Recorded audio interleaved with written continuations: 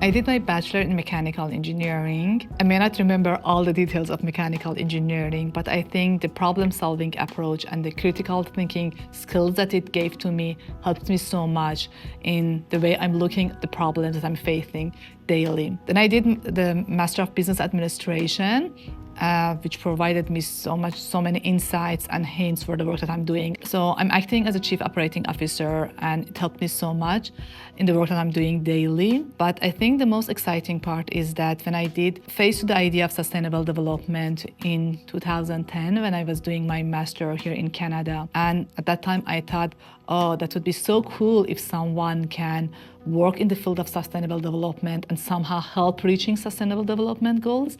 And I'm really happy now that I'm acting in such a role.